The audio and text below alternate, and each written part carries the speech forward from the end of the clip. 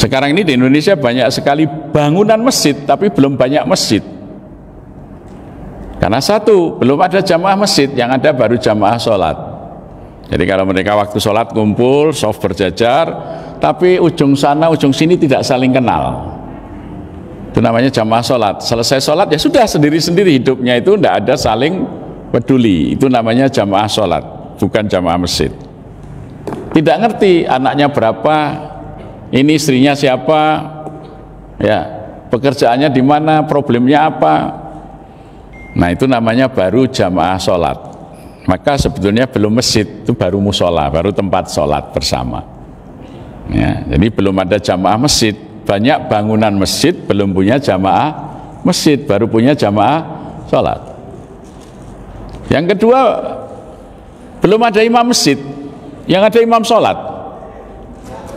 Jadi selesai sholat menghadap ke jamaah, Allahumma antas salam wa minkas salam, menghadap jamaah. Hanya menangkap abu dari sunnah. Kalau Rasulullah itu menoleh karena dia melihat siapa saja yang hadir, siapa tidak hadir, maka yang tidak hadir sudah beberapa kali Rasulullah akan datangi rumahnya. Itu namanya imam masjid. Jadi kalau orang yang ke masjid tidak ke masjid lagi, imamnya tidak mendatangi, namanya imam sholat, bukan imam masjid itu. Ya, jadi masjid itu belum sebagai masjid karena belum punya jamaah masjid, belum punya imam masjid. Yang ada baru jamaah sholat dan imam sholat. Karena Rasulullah itu imam masjid. Ya, jadi dia mengenal betul seluruh jamaahnya, apa masalahnya. Masjid itu tempat membangun muzaki, tempat merubah kesejahteraan rakyat dari mustahik jadi muzaki. Kewajiban DKM itu. Yang kedua, setelah aqimis shalah wa atuz zakah, masjid tanpa pemberdayaan ekonomi, musola, bukan masjid, karena tidak melaksanakan fungsi yang kedua tadi. Jadi wa atuz zakah itu bagaimana rakyat di sekitar masjid itu berubah keadaannya dari sekedar penerima menjadi pembayar zakat. Itu wa atuz zakah, wa atuz zakah. Tidak ada diperintahkan untuk menerima zakat. Yang diperintahkan itu pemerintah. Dalam hal ini kalau tidak dari sebuah daulah Islamiyah, ya perintahnya khudh min amwalin shadaqah, bukan kepada masjid gitu lah. Jadi masjid ini wa atuz zakah, maksudnya masjid ini memikirkan kesejahteraan jamaah sehingga nasibnya secara ekonomis berubah dari penerima menjadi pembayar dengan kesejahteraan yang terus meningkat. Dari mana? Dari uang jamaah masjid tadi, karena dihimpun dari jamaah untuk jamaah, bukan untuk bangunan. Kalau ini dana masjid hanya khusus untuk bangunan, itu DKM-nya masih musyrik cara berpikirnya, karena masih mikir bangunan, belum mikir jamaah. Maka masjidnya tidak akan bisa berfungsi sebagai pusat peradaban. Ya. Ini DKM tanpa ilmu kemasjidan. Belajarlah pada Nabi Sallallahu Alaihi Wasallam.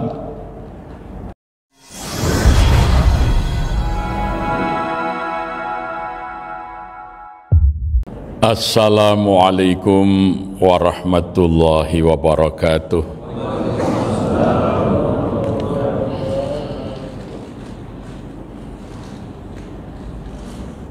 Alhamdulillahilladzi hadana lihada wa ma kunna nahtadiya laula an hadanallah. Asyhadu an la ilaha illallah wahdahu la syarikalah wa asyhadu anna Muhammadan abduhu wa rasuluhu la rasula wa la nabiyya ba'da. Allahumma salli wa sallim wa barik ala sayyidina wa maulana Muhammad wa ala alihi wa sahbihi wa mawala. Raditu billahi rabba wa bil islami dina wa bi Muhammadin nabiyya wa rasula. Rabbi zidni ilma warzuqni fahma. Amin. Yang saya hormati Ketua WM ya Pak Nas. Tadi malam saya tidur di apartemen beliau. Terima kasih. Yang saya hormati Ketua DKM Al-Barkah beserta seluruh jajaran. Yang saya hormati moderator, panitia, beserta semuanya. Mudah-mudahan kita termasuk golongan orang-orang yang dicintai Allah Subhanahu wa taala. Amin. Kita bersyukur dapat bersilaturahim pada kesempatan pagi hari ini. Sebenarnya saya juga semula bisa datang enggak karena malam 17 saya jatuh dari panggung acara 17-an itu, jadi kaki saya ini yang kanan masih cedera, jadi kalau jalan atau berdiri agak lama masih sakit, jadi mohon maaf tadi tidak bisa bersalaman dengan semua peserta ya. Baik, yang pertama dalil materi saya ini, silahkan nanti dibuka surah At-Taubah pada ayat ke-17 dan ayat ke-18. Tadi sudah dibaca oleh qari kita. Di situ berkaitan dengan paradigma memakmurkan masjid. Maka lil musyrikina ayyamuru masajidallah syahidina ala anfusihim bil kufr ulaika habitat a'maluhum wa finnarihum khalidun. Tidaklah layak orang-orang musyrik itu memakmurkan masjid-masjid Allah, padahal mereka mengakui bahwa mereka itu ingkar. Maka sia-sialah apa yang mereka perbuat itu, dan kelak di neraka mereka kekal abadi. Jadi ayat ini diturunkan Allah sebab pernyataan orang-orang musyrikin Makkah yang merasa lebih baik dari Nabi Muhammad SAW dalam memakmurkan masjid.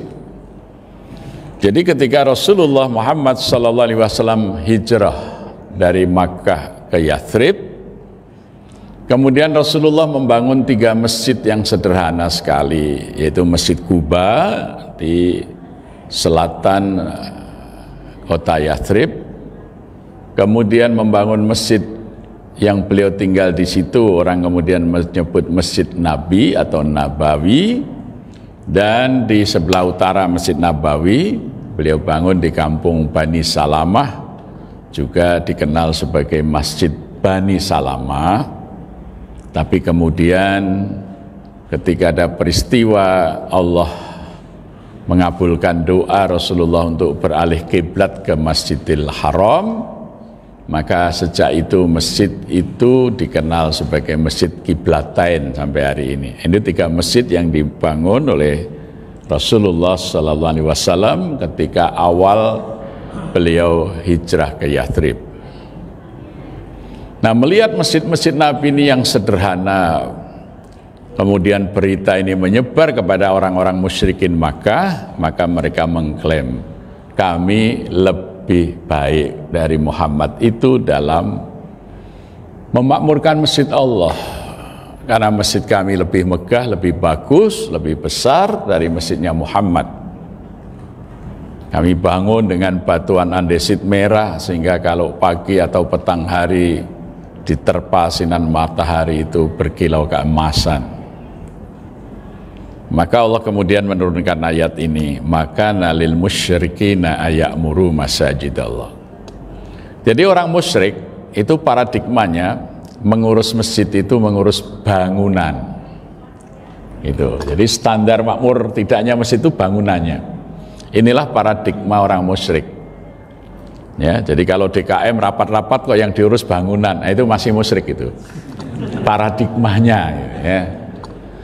Dananya habis untuk ngurusi bangunan masjid, itu masih paradigma musyrik.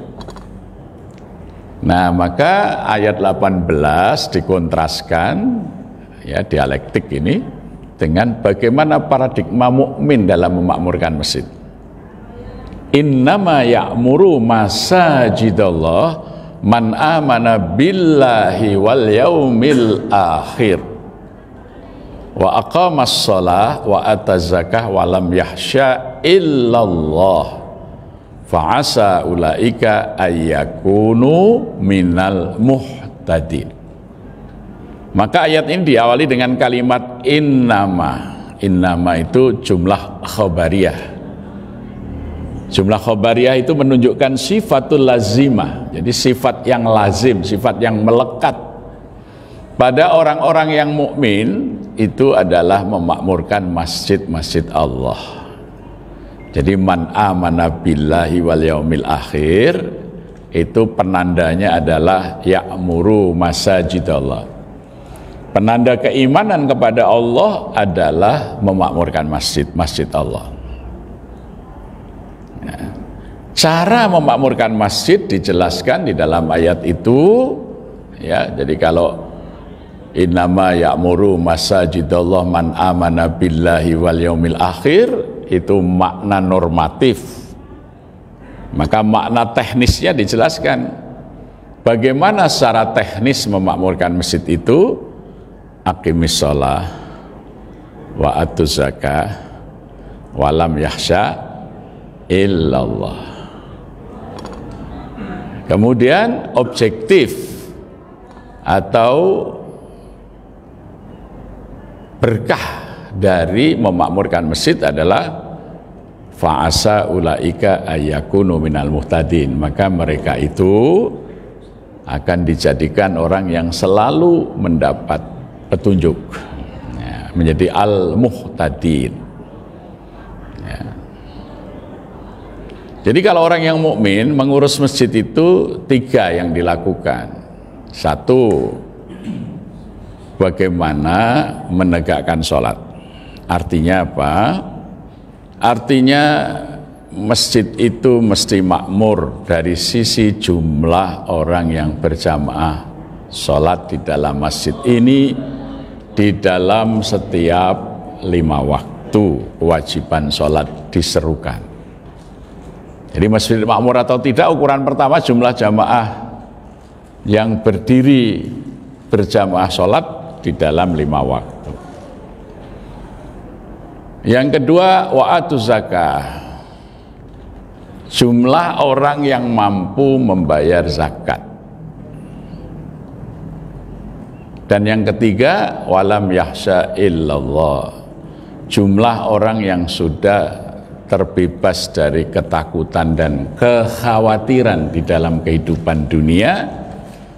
Artinya mereka sudah sejahtera, hanya takut kepada Allah saja.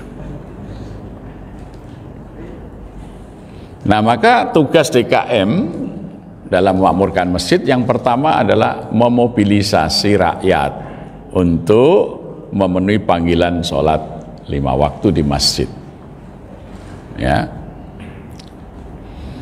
Nah, ini kami mulai tahun 1999 waktu saya dipilih menjadi ketua Takmir Masjid Jogokarian, kalau di sini disebut DKM. Ya. Maka saya tetapkan dahulu wilayah dakwah atau wilayah tanggung jawab Masjid Jogokarian itu. Jadi kami tetapkan bahwa wilayah dakwah Masjid Jogokarian itu Kampung Jogokarian yang meliputi 4 RW, 18 RT, 907 kepala keluarga. Di wilayah itu ada 6 musola. 2 musola dikelola oleh jamaah Nahdlatul Ulama, 3 musola dikelola oleh Muhammadiyah. Masjidnya 1 kita upayakan bagaimana berkoordinasi di dalam membina umat, ya. Ini dalam satu kesatuan program, ya, yang leading sektornya adalah masjid. Dari 907 kepala keluarga waktu itu jumlah jiwanya 2.973. jumlah jiwa yang muslim 2.642 orang. Jumlah muslim yang sudah mukallaf, artinya yang sudah wajib mengerjakan sholat itu 1.839 orang. Tapi mukallaf yang belum mengerjakan sholat waktu itu masih 816 gitu ya. Nah, padahal kewajiban kita adalah aqimis sholat. Maka prioritas program kami waktu itu adalah mensolatkan orang hidup ya. Jadi bagaimana 816 muslim mukallaf ini sholat ya. Nah, jadi itu saya lakukan pertama kali adalah pendataan. Jadi masjid itu punya database lengkap ya, itu materinya sudah ada di flash disk itu, nanti yang mau ngopi silahkan ya. Nah, kemudian setelah data ini nanti juga bisa di copy formatnya, isian data penduduk ya, bisa dilihat di situ ada format isian data penduduk ya. Kemudian kalau data ini kita serahkan diisi oleh masyarakat tidak mungkin jalan. Maka kita lakukan pendataan ini dengan saya manfaatkan anak-anak remaja, yaitu anak-anak SMP kelas 2, kelas 3. Kita bagi satu RT ya 10 anak gitu. Jadi 18 RT kan 180 anak-anak remaja ini yang kita terjunkan untuk melakukan pendataan. Setelah data terhimpun, ya di dalamnya dari data keluarga, tempat tinggal, status rumah, itu rumah sendiri, rumah warisan, kontrak, dan lain sebagainya, kemudian ya istrinya, anaknya, pendidikannya, pekerjaannya, penghasilannya, sudah sholat belum, sudah bisa baca Quran belum, sudah kurban belum, sudah zakat belum, semuanya. Nah setelah itu data kita masukkan dalam peta, sehingga kita punya peta dakwah yang jelas. Ya itu juga sudah ada peta dakwah Masjid Jogokarian. Jadi kita tahu persis setiap rumah itu penghuninya, nama istrinya, nama anaknya, pendidikannya, pekerjaannya, sudah sholat belum, sudah bisa baca Quran belum. Jadi database di masjid ini lebih lengkap dari data di kantor kelurahan ya. Itu, jadi itu yang kita lakukan. Nah, kenapa? Karena kami ingin merubah dari sekedar jamaah sholat menjadi jamaah masjid. Sekarang ini di Indonesia banyak sekali bangunan masjid, tapi belum banyak masjid. Karena satu, belum ada jamaah masjid, yang ada baru jamaah sholat. Jadi kalau mereka waktu sholat kumpul, soft berjajar, tapi ujung sana, ujung sini tidak saling kenal. Itu namanya jamaah sholat. Selesai sholat ya sudah sendiri-sendiri hidupnya, itu tidak ada saling peduli. Itu namanya jamaah sholat, bukan jamaah masjid.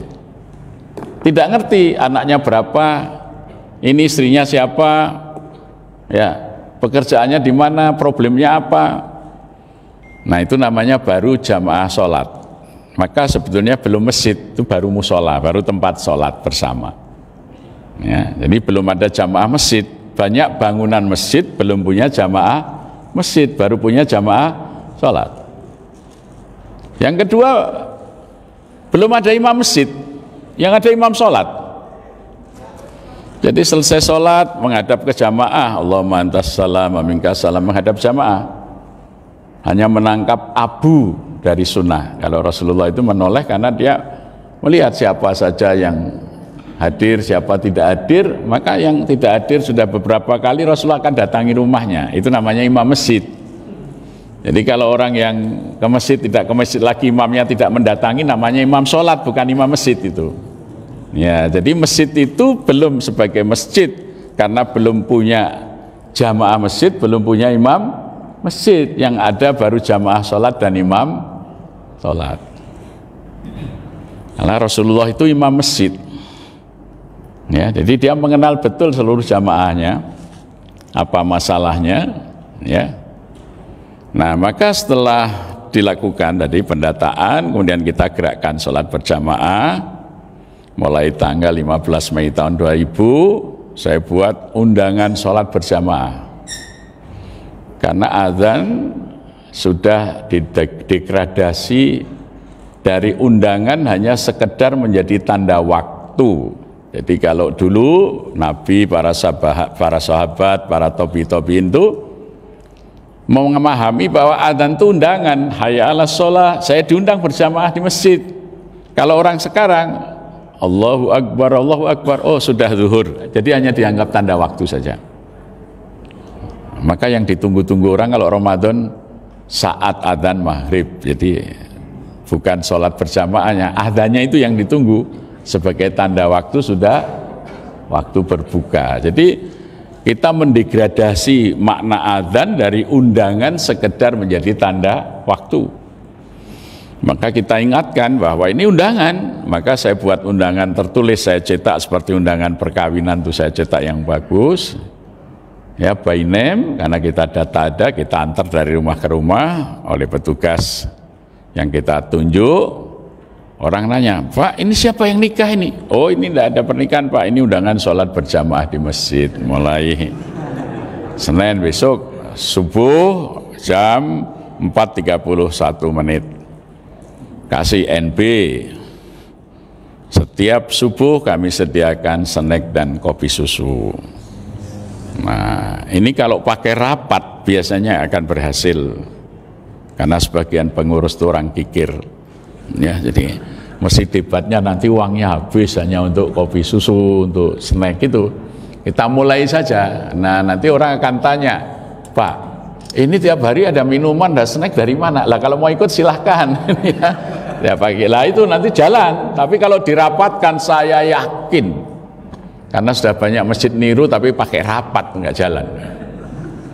Ya, jadi kita yang sudah punya gambaran visi, ya, apa, menggembirakan, karena seruan adzan itu setelah hayya 'alas shalah, hayya 'alal falah, ayo sholat berjamaah di masjid, ayo bahagia.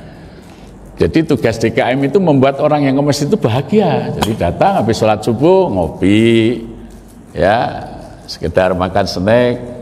Di luar masjid kami sediakan kursi-kursi dan meja untuk duduk sambil menikmati, mau ngobrol dulu yang belum punya pekerjaan, belum tergesa-gesa ke kantor gitu.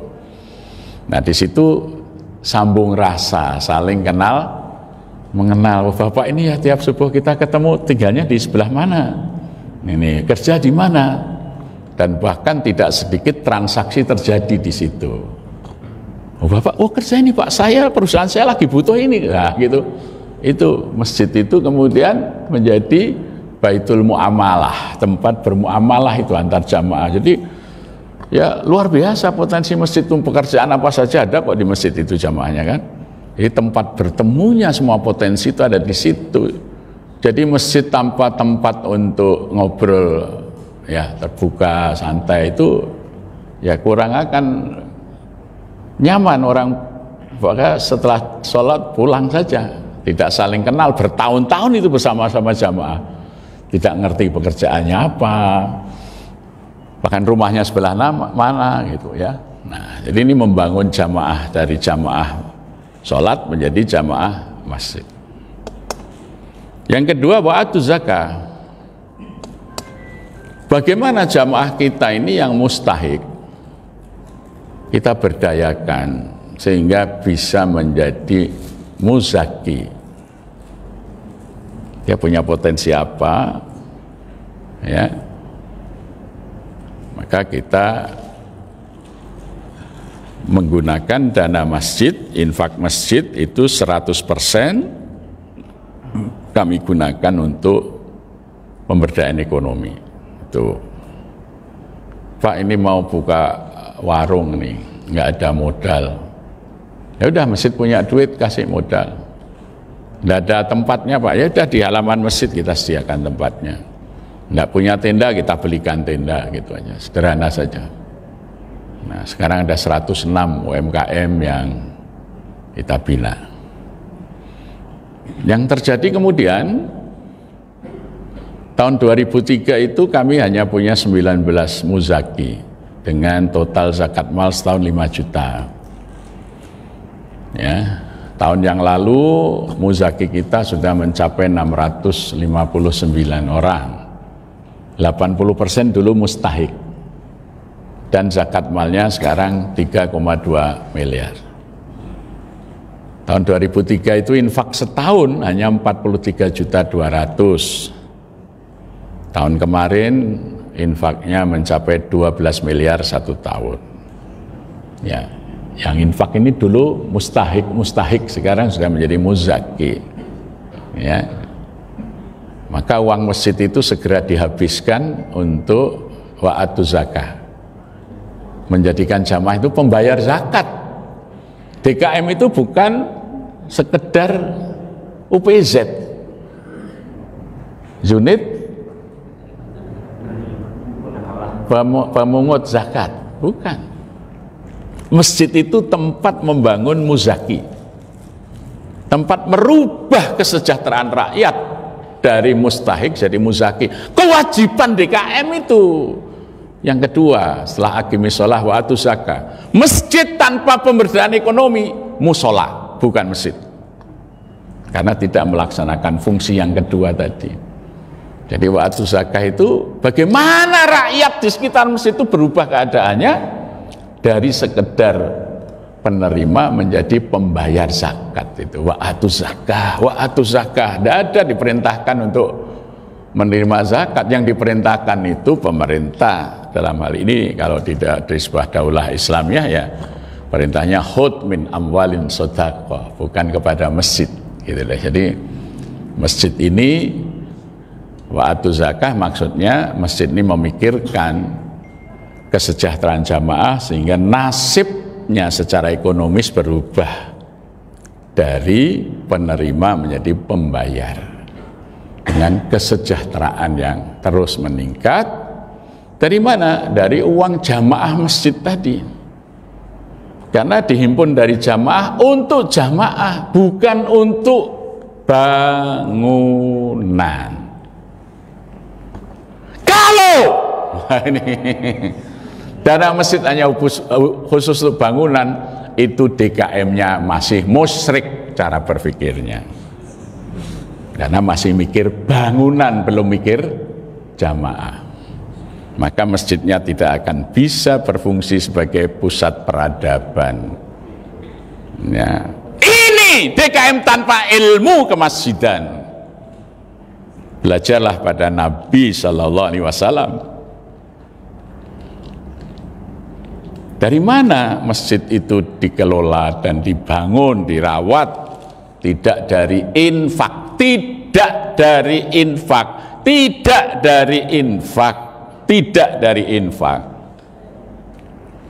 Infak itu hak masyarakat, bukan hak bangunan.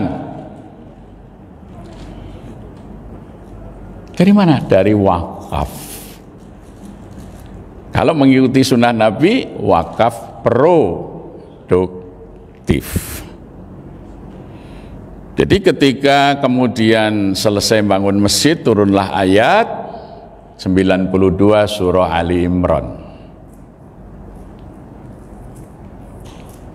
Ya. Lan tanalul birra hatta tunfiqu mimma tuhibbun. Dan tidaklah kalian dapat mencapai puncak ketakwaan. Albir itu disebut puncak takwa. Albirru manittaqa. Makanya kalau orang berpuasa, hasilnya la'alakum tattaqun. Berpuasa supaya menjadi orang yang bertakwa. Takwa itu nanti menjadi modal untuk berhaji, menjadi bekal berhaji. Ya. Karena sebaik-baik bekal berhaji itu fa inna khairazadit taqwa, ya. Jadi khairazad, sebaik-baik bekal itu at-taqwa. Jadi setelah berpuasa mendapat takwa, dengan takwa itu mempersiapkan diri sebagai bekal berhaji. Berhaji mencapai apa? Mabrur albir. Ya, puncaknya haji itu albir itu albirru manittaqo. Nah, kalau orang sudah mabrur mencapai albir tadi, maka pasti dia sanggup membelanjakan di jalan Allah apa yang dia cintai. Nah, gitu. Maka ketika Sayyidina Umar ibn al-Khattab mendengar ayat ini, langsung datang menghadap Rasulullah. Ya Rasulullah, di antara harta-hartaku yang paling aku sukai adalah kebun kurmaku di Khaybar. Aku serahkan kepada Allah. Nabi merespon, "Kif, tahanlah, pokoknya berikan hasilnya." Maka muncul syariah wakaf. Ya. Datang lagi Abu Thulhah radhiyallahu an. "Ya Rasulullah, di sekitar masjidmu ini kebun-kebun kurmaku, kebun ajwa terbaik, aku serahkan kepada Allah. Kelolalah hasilnya, ambillah untuk keluargamu, lebihnya untuk jalan Allah." Maka muncul ada dua jenis wakaf. Yang Sayyidina Umar tadi disebut wakaf khairi, karena pengelolaan asetnya oleh penyelenggara negara atau masjid atau lembaga atau yayasan. Yang Abu Thulhah ini masih dikelola oleh keluarganya, lebihnya saja dari kebutuhannya untuk kebutuhan umat, namanya wakaf ahli. Ya, gitu. Nah, dari situlah masjid itu dirawat, dipelihara sampai hari ini. Ya, tahun 92 saya ke Masjidil Haram, saya menemui pengurus, saya bertanya, ini masjidnya bagus sekali, imamnya bagus, petugas kebersihannya banyak, yang bayar siapa? Saya pikir itu anggaran negara, bukan. Tetapi Masjidil Haram maupun Masjid Nabawi itu punya badan wakaf. Nah, kebun-kebun yang dulu diwakafkan ini sudah berkembang menjadi banyak sekali. Sayyidina Utsman juga wakaf sumur rumah di tepi kota Madinah, Rumata, sumur Romata. Ya. Jadi dari hasil wakaf itulah diurus masjid.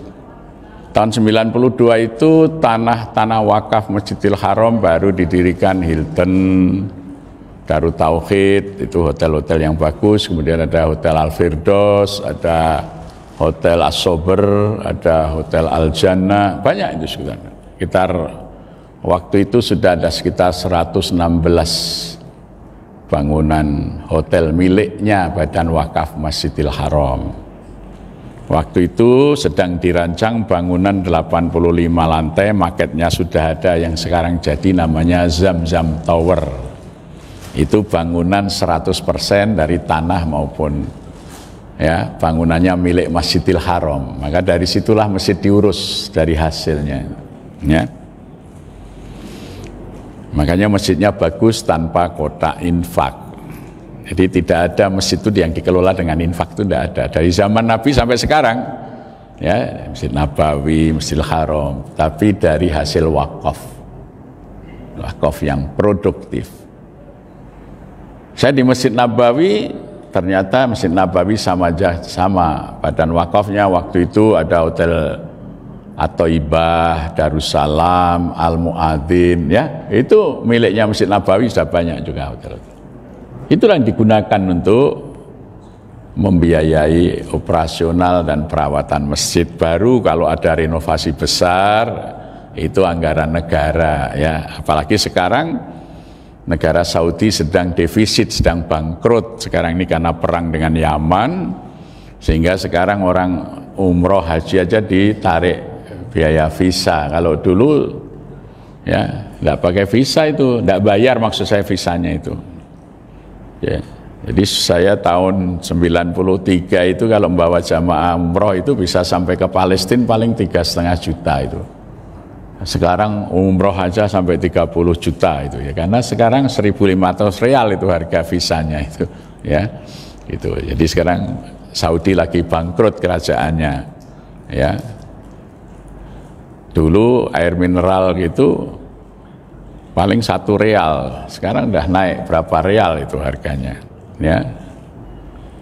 Jadi karena keputusan membela Yaman melawan pemberontak Houthi, itu biaya perang itu besar sekali ya. Jadi ya, sehingga defisit. Sekarang ekspatriat saja kena pajak, kalau keluar masuk lagi bayar. Kebetulan anak saya dulu 7 tahun kerja di Aramco sebagai tim ahli, jadi kalau pulang kembali sana bayar lagi mau masuk itu ya. Jadi dipajak. Maka sekarang ini visa untuk haji sudah bisa untuk kemana-mana, karena sekarang visanya dianggap visa turis, jadi boleh ke Riyadh, boleh kemana-mana sekarang ini ya, karena mau jual transmigrasi. Sehingga sekarang orang yang mau haji itu paketnya sampai ke Bukit Magnet kemana, jadi wisata yang tidak ada hubungannya dengan haji sekarang ini karena Saudi lagi cari dana lewat pariwisata. Tapi masjidnya tidak mungkin miskin karena pengelolaan aset wakafnya itu bagus. Nah, maka tahun 2003 ketika kami merenovasi Masjid Jogokarian, lantai 1, lantai 2 untuk masjid, lantai 3 saya bangun hotel. Karena Jogja itu kota pariwisata, jadi kalau sudah liburan itu kamar-kamar hotel penuh. Ya, daripada tanah di atas masjid itu kosong, saya tawarkan, ayo yang mau merawat masjid sepanjang zaman, wakaflah kamar. 1 kamar waktu itu biaya pembangunannya sudah termasuk mesin pemanas air, AC, televisi, kulkas, bed itu hanya 41.500.000. Space-nya di atas masjid itu bisa 13 kamar. Yang pengen wakaf itu 30 orang lebih itu. Nah, dari hasil tamu yang menginap di hotel lantai 3 itu dikurangi biaya operasional, bayar listrik, gaji karyawan, masih saldo bersih per bulan itu lebih dari 45 juta. Sehingga 100% infak yang kita himpun tadi untuk kesejahteraan rakyat, tidak untuk urusan masjid. Ya, nah, maka tahun yang lalu saya ajak wakaf secara kolektif, saya sediakan 1 kotak wakaf produktif, itu setahun lebih dari 7 miliar. Jadi orang wakaf 1.000, 5.000 gitu ya, secara kolektif kita belikan aset yang produktif. Ya, kami membeli tahun yang lalu hotel di daerah wisata Kaliurang, namanya Hotel Anugerah Wisata 2. Kebetulan karena COVID pemiliknya oleng, ditawarkan murah kami beli. Nah sekarang kami upgrade dari Hotel Melati menjadi Hotel Bintang 3, itu BUMM, Badan Usaha Milik Masjid Jogokarian yang kedua. Ya, sehingga kita bisa memberikan gaji kepada para karyawan masjid sekarang 23 orang.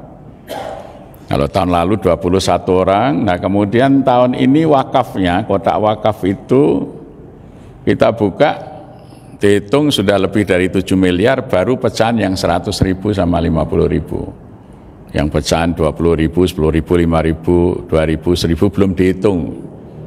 Karena saking banyaknya sehingga kami mengangkat 2 karyawan baru khusus untuk ngitung uang itu. Nah ini nanti untuk kita investasikan. Kita sudah beli 2 sawah, kita bangun hotel. Ya kita niru Nabi yang juga dilestarikan oleh Masjidil Haram, Masjid Nabawi, itu kita tiru. Nah, maka masjid kalau meniru Rasul seperti itu mudah ternyata. Karena apa? Kita bisa menggaji karyawan. Karyawan itu termasuk imam sholat. Ya. Jadi kalau di Jogokarian kita punya 3 imam, 2 imam tetap, 1 imam cadangan. Nah imam tetap itu baru kita gaji 1 bulan 6 juta 1 orang. Jadi sebulan kami mengeluarkan untuk gaji imam 15 juta. Sebab kalau masjid tidak gaji imam, imamnya jorok nanti. Maksudnya jorok-jorokan siapa yang jadi imam. Ya, ini kita bisa milih imam yang hafal Quran, yang bagus sebagai pelayanan. Tapi tidak memberati jamaah karena tidak dari infak, tapi dari hasil wakaf produktif tadi. Kita punya karyawan, personal karyawan itu dari kepala sekretariat, bagian keuangan, security, bagian cleaning service, bagian penerima tamu, dan tidak boleh gaji merbot terendah itu di bawah UMR, nggak boleh, harus di atas UMR. Jadi UMR plus plus plus. Plus pertama dapat beras, plus kedua biaya sekolah anaknya, plus ketiga jaminan kesehatan. Kalau ada masjid menggaji merbot di bawah UMR, itu namanya perbudakan. Nah, ya, karena yang namanya UMR itu akad muamalah setempat, bahwa itu harus segitu, itu melalui kajian namanya ya kelayaan hidup ya. Orang bisa layak hidup kalau gajinya minimal sekian, maka tanpa memenuhi itu sebetulnya kita memaksa ya. Ya, paksaan inilah yang namanya perbudakan. Jadi sering orang nanya, Pak Ustadz, di Indonesia ini asnaf budak nggak ada, terus asnaf yang seperlakuan untuk zakat kemana? Tidak, di Indonesia itu budak itu banyak sekali, di masjid-masjid terutama ya, khususnya para merbot itu banyak yang diperbudak oleh DKM karena gajinya di bawah UMR, kerjanya melampaui jam kerja. Berikan aja kepada merbot-merbot itu supaya pendapatannya di atas UMR, gitu seharusnya. Jadi jangan sampai kerja di hotel sama kerja di masjid bagus di hotel. Makanya orang pilih ke hotel daripada ke masjid nanti. Saya tanya kepada Syekh Al-Kalbani, salah satu imam Masjidil Haram yang berkunjung ke Masjid Jogokaryan, berapa gaji imam Masjidil Haram itu? Tahun pertama itu, kata beliau, kalau dikurs rupiah baru sekitar 132 juta sebenarnya. Ya. Di sini ada belum ya masjid yang bisa gaji imam 100 juta? Nah, bahkan kadang-kadang DKM-nya tidak pernah berpikir mau gaji imam gitu loh. Ya, itu namanya masjid perjuangan. Ya. Ya, merbotnya berjuang, imamnya berjuang, itu namanya masih masjid perjuangan gitu ya. Gitu. Nah, bisa dilakukan tanpa membebani jamaah ketika kita mengikuti sunnah Nabi dalam mengelola masjid. Apa? Masjid harus punya badan wakaf dan mengelola wakaf yang produktif. Karena cara berpikir jamaah kita itu sudah wakaf sebetulnya. Makanya kotak infak di masjid itu orang kadang bilang nggak boleh ini untuk itu hanya untuk masjid. Itu otaknya itu namanya wakaf sebetulnya, nggak boleh berkurang. Wakaf itu abadi. Nah, hasilnya itu yang dimanfaatkan. Pokoknya ini tetap gini, ya.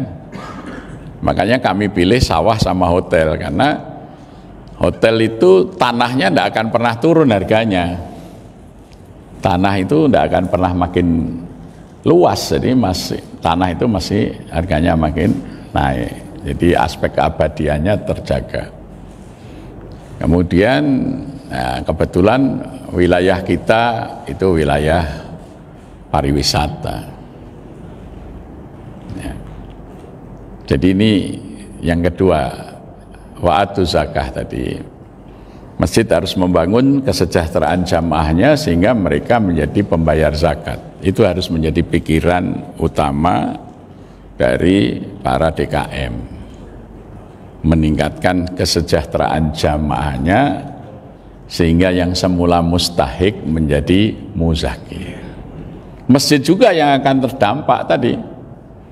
Sekarang zakat malnya 3,2, infaknya 12 miliar, wakafnya 7 miliar lebih. Ini yang tahun yang lalu 7 miliar lebih, tahun ini belum selesai dihitung. Padahal sudah kita buka sejak Idul Fitri, gitu. Tahunan kita Idul Fitri. Ya. Maka kemudian yang ketiga, walam yakhsha illallah, bagaimana persoalan-persoalan dasar yang sering menjadi sebab-sebab kekhawatiran jamaah kita hilangkan. Khawatir tidak bisa makan, masjid mencukupi lah. Maka kita beli sawah, hasil panennya untuk menjamin ketersediaan sembako jamaah miskin. Jadi ada 480 kakak miskin yang tiap 15 hari dari masjid diberikan bantuan beras, minyak goreng, telur, itu ya. Kita antar ke rumah free, masih kita backup dengan ATM beras, kalau beras mereka habis tinggal ngambil.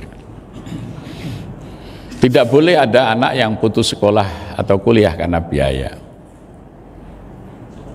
Sebulan yang lalu wisuda Universitas Gadjah Mada, ada warga datang, Pak Ustadz, anak saya kemarin wisuda sarjana kedokteran, IP-nya 3,78, tapi S1-nya kan beasiswa. Ternyata untuk koas sampai dengan pelantikan itu tidak ada beasiswa, jadi harus biaya sendiri dan harus dibayar cash.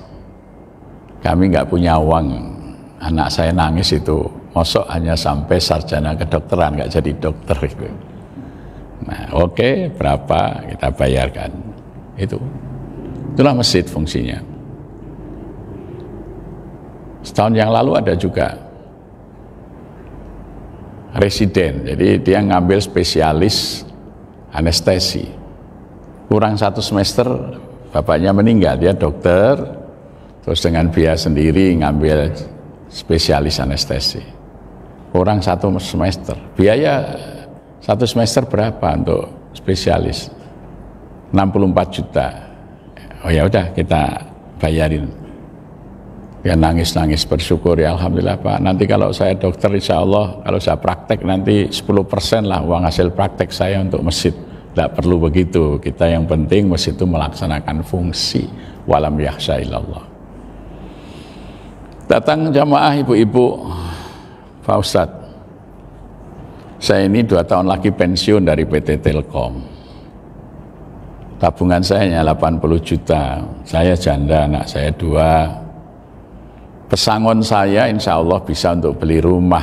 Nah sekarang rumah yang saya tempati itu disuruh membeli 480 juta. Saya nggak punya 400-nya, kalau saya utang ke bank, 2 tahun lagi mengembalikannya di atas 500 juta, uang pesangon saya nggak cukup, bagaimana ini? Nah, oh baik, masjid.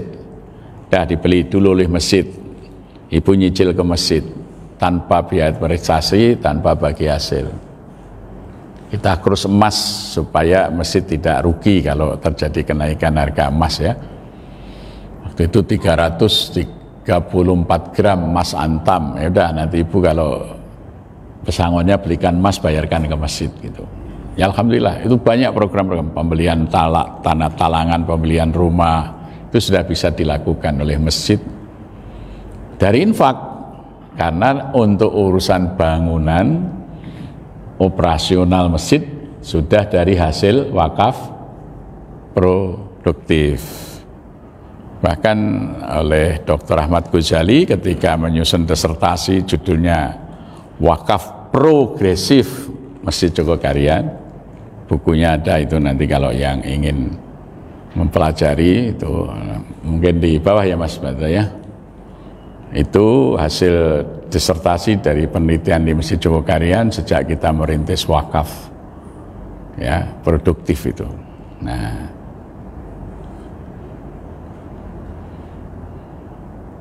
jadi masjid itu akan bisa menjadi bangunan peradaban yang bisa kemudian membangun kader-kader umat, karena mereka menjadi umat yang berdaya.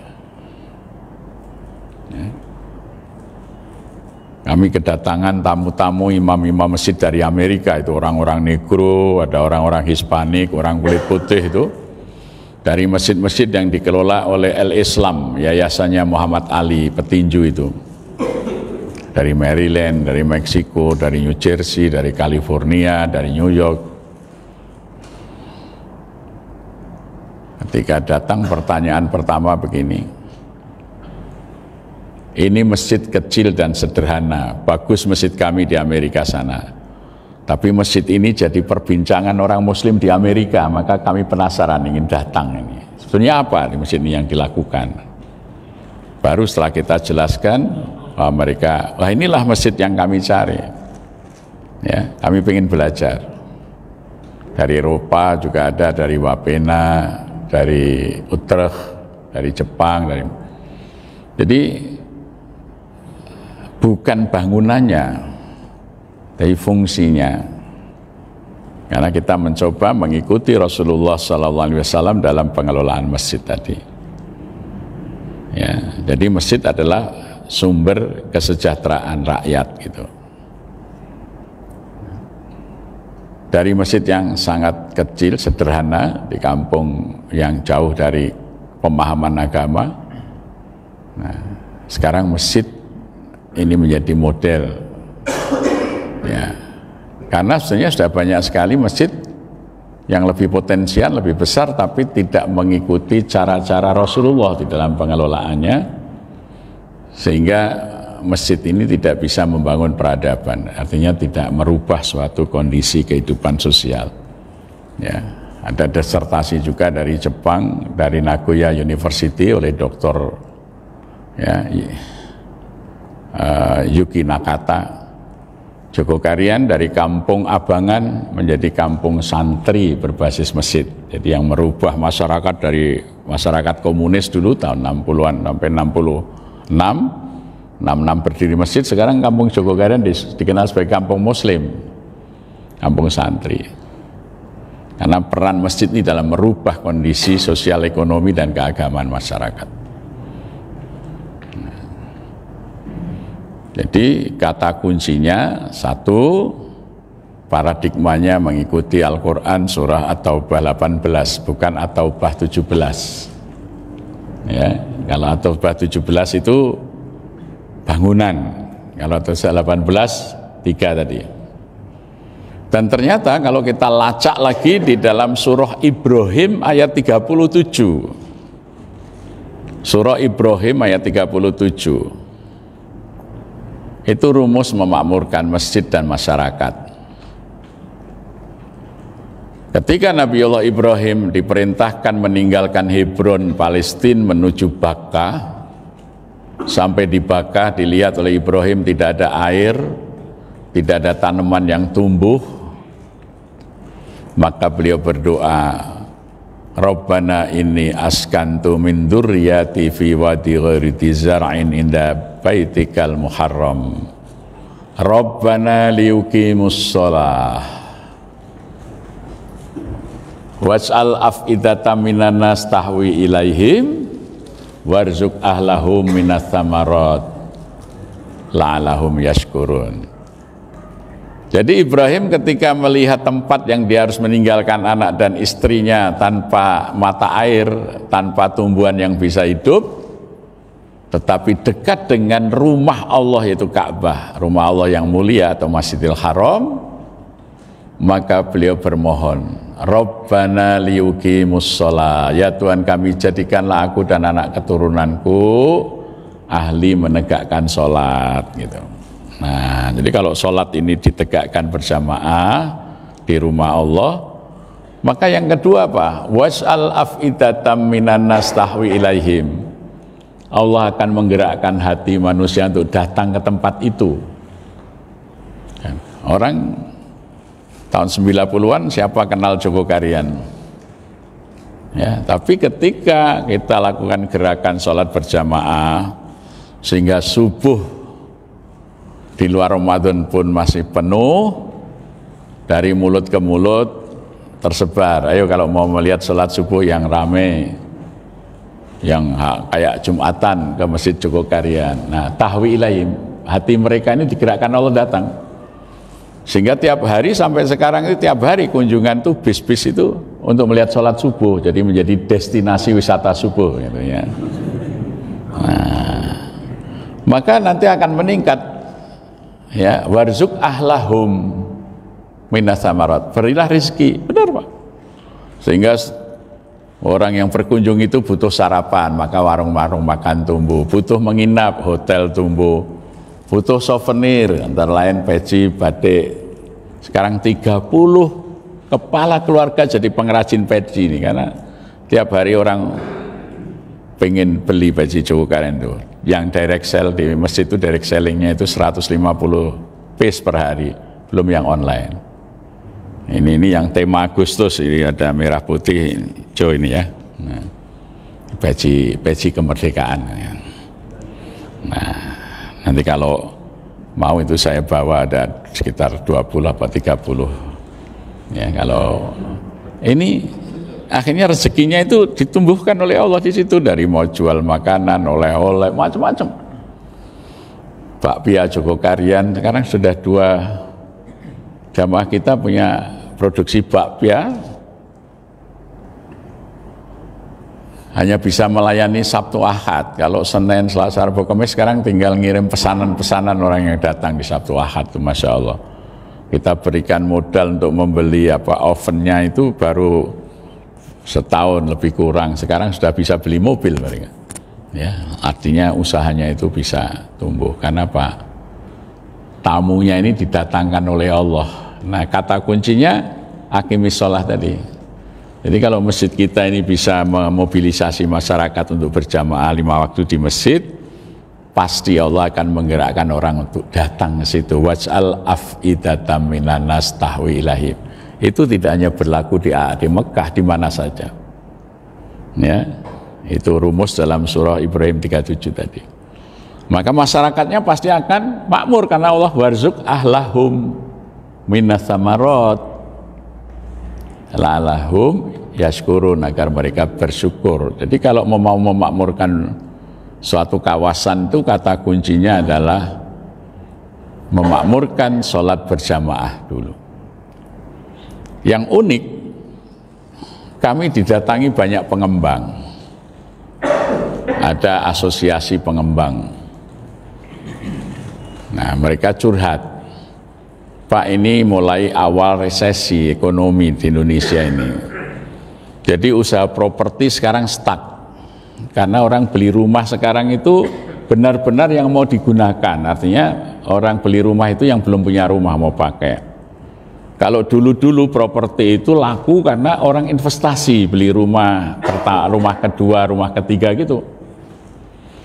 Nah, karena ini rumah ini mau dipakai, pembelinya itu mesti melihat lingkungan rumah itu, lingkungan perumahan itu baik untuk keluarganya, anak keturunannya. Maka mereka mempertimbangkan masjidnya. Nah, kami mau take over beberapa perumahan, kami mohon izin kalau diperkenankan, kami mau perbaiki masjidnya, menata manajemennya, dan mohon izin diberi nama Masjid Jogokarian. Boleh enggak? Oh boleh, tapi mulai dari Jogokarian 8. Karena kami sudah punya 5 sekarang ini, Jogokarian 1, 2, 3, 4, 5. Kita pengen punya 7 sebagai pusat kawasan. Nah, yang 8 ini di Semarang, di Kerawang, itu nanti ada perumahan yang dijualnya itu ikonnya masjid gitu. Jadi orang mau beli rumah yang ditinggal itu lihat masjidnya, wah ini masjid Jogokarian nih, 8 gitu. Pikirannya ini, insya Allah anak-anak kita di lingkungan yang baik, keluarga kita di lingkungan yang baik. Jadi sekarang masjid mengangkat branding kawasan, ya, itu. Jadi ya yang benar begitu, masjid sebagai pusat peradaban yang mengungkit ya tumbuhnya kawasan baru, tumbuhnya perekonomian. Kalau DKM-nya sudah mukmin, tidak hanya mikir bangunan. Jadi sudah membangun jamaah masjid dan sudah membentuk imam masjid. Nah, insya Allah itu akan terjadi. Saya kira untuk pengantar diskusi sampai jam 11.50 supaya longgar waktunya, kita berdialog ya. Barangkali karena sudah cukup lama proses ini kami lakukan, mungkin ada yang terlupa, tapi nanti kalau ditanyakan kita akan teringat lagi ya. Terima kasih. Aqulu qouli hadza wa nastaghfiruh innahu huwat tawwabur rahim. Assalamualaikum warahmatullahi wabarakatuh.